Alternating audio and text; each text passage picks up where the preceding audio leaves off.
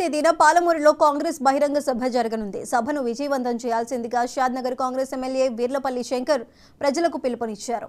జిల్లా కేంద్రంలో సభ నిర్వహించేందుకు ఏర్పాట్లు జరుగుతున్నాయని ఆయన తెలిపారు. ఈ సభకు సీఎం రేవంత్ హాజరవుతారని అన్నారు. మనకు ఒక అవకాశం వచ్చింది. దక్షిణ తెలంగాణలో పాలమూరు ముద్దుబిడ్డ ముఖ్యమంత్రిగా అయింది కాబట్టి మనమందరం కూడా, మీరందరూ మేమందరం కూడా కొద్దిగా స్వార్థపూరితమైన లక్ష్యం మన దగ్గర కూడా పెట్టుకోవాలని చెప్పి మీ అందరితో కోరుతా ఉన్నాం.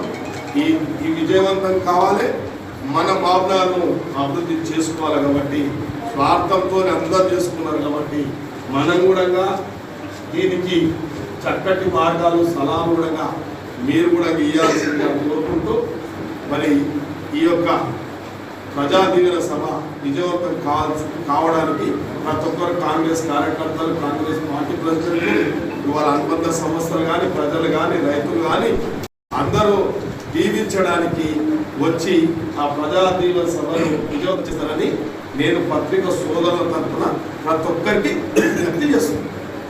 4 యనమల రేవంత్ రెడ్డి గారు 6 తారీఖున సాయంత్రం వాబనార్ రావడం జరుగుతుంది. కాబట్టి మరి ఈ కార్యక్రమాలు మీ అందరికీ తెలుసు.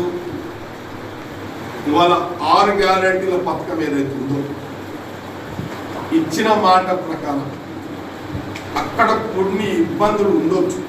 పరిపాలన పరంగా ఆ యొక్క పాలసీలను తీసుకున్నప్పుడు మీ అందరికీ తెలుసు. ఇప్పటికే